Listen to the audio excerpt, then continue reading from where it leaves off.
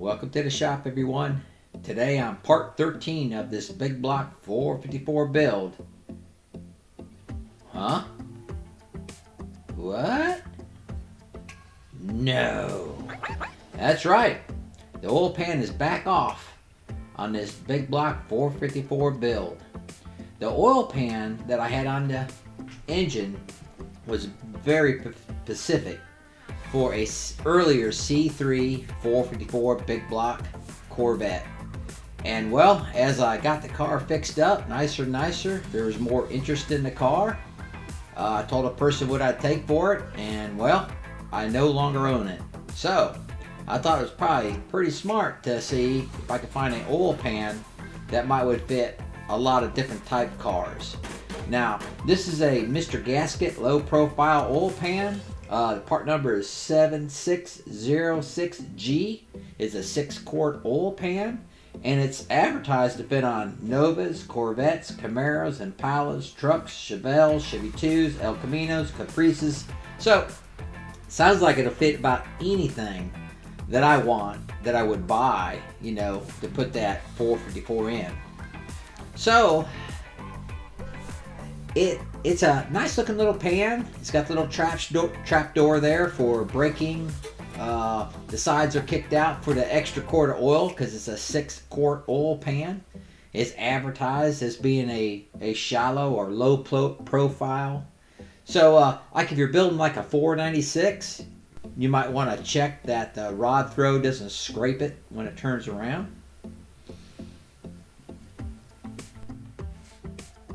And so also on this pan, the oil pickup is completely different than the one that we had for the Corvette pan. And one thing I do like about that pickup there is it has a place where it actually bolts onto the oil pump. So you don't have to worry about tack welding. It'll stay there when you bolt it down, so you don't have to worry about it vibrating off. So we're going to have to get the windage tray off this thing. And where I had spot welded that pickup onto the oil pump, we'll probably use a small grinder and grind that spot weld off and see if we can't get that pickup off of that oil pump without too much trouble. So, and we'll probably do all the same checks that we did with the other oil pan just to make sure everything's clears and everything's happy. Now, one other reason for getting rid of the C3 Corvette was, if as you go faster and faster, the tracks require roll cages in the cars, and I just really didn't want to do that to that car. So, and also, if you think about it, the body being made out of fiberglass, say you did have a bad wreck in it, the body made out of fire, it's fuel too for a fire. So there's just some things that I was a little uncomfortable about that car if I did make a street strip car out of it. So I'll probably be on the look for some kind of a steel bodied, I don't know, Nova, Malibu, Camaro, and really the prices on those cars has really gone up dramatically too. So I don't know, we'll just keep looking, see if we can't find a home for this old 454. Looks like we got the windage tray off there. Let's go over there and see if we can't grind that weld off.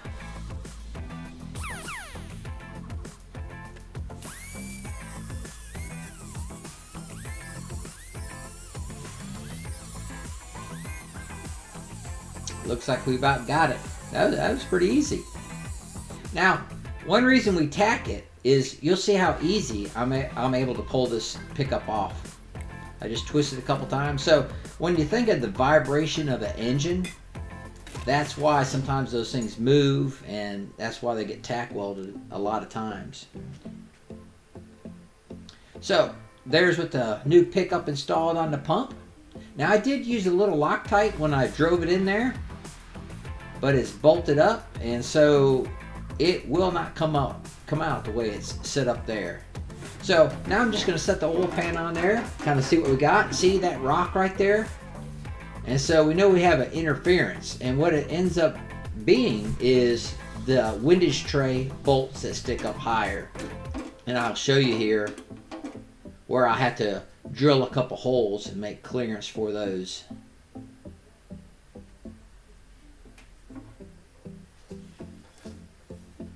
Alright, so I'm going to drill some holes there, make some clearance for those studs that hold the windows tray.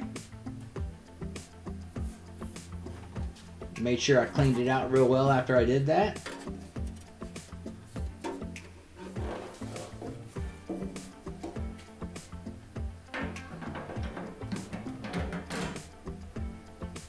Ah, much better.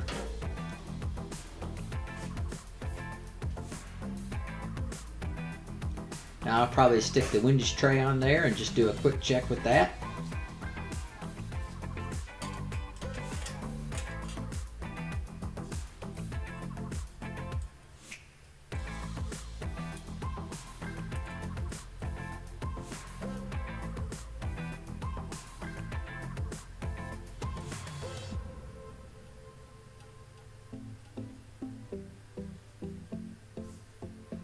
Alright, let's stick the pan back on there.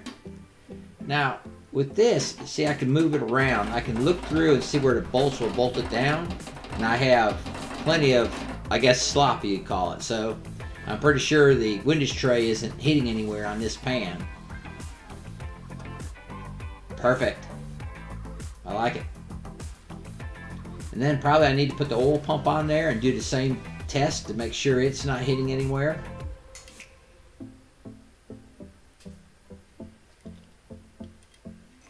Then after that, we'll do like a oil pan to pick up measurement with some clay.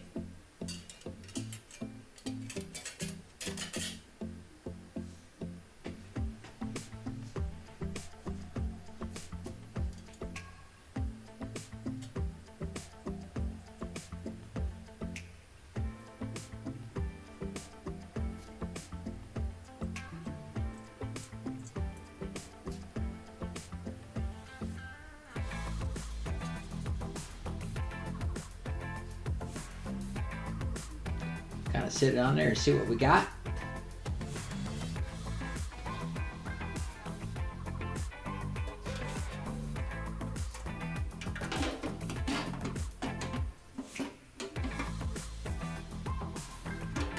Alright, sits nice and flush. So I know the oil pump's not interfering with anything. So now I'm going to get some clay and see what kind of clearance we got between the pickup and the bottom of the oil pump pan.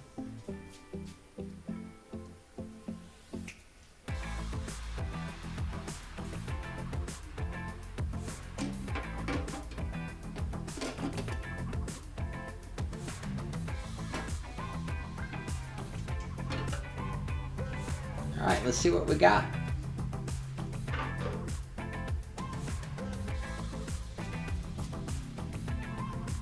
Ah, look at that. That's just about perfect. Very happy with that. It's going to work out well. Alright, so we got the oil pan installed. Went and bought a new Felpro gasket for it. Got it all sealed on there. And there's one last check. Yeah. Let's see what we've got here. Alright, that slides on good. Put the dipstick in there. Ah, perfect. Alright, so the oil pan's installed. That pan there will fit a lot of different type cars. So on the next video, we're going to be installing the ATI harmonic balancer. Got me a nice ARP stud or bolt to hold it on. Now this motor here is still externally balanced, so it has a weight on the back. But what we're going to be doing is setting up top dead center. So before I completely bolt the heads on there, I want to get a good top dead center mark, because you can adjust that. So we'll find top dead center, and then we'll adjust that so it's exactly on top dead center on that harmonic balancer. Alright, so if you guys enjoyed the video, please hit that like, subscribe, ring the bell, share, do all those things.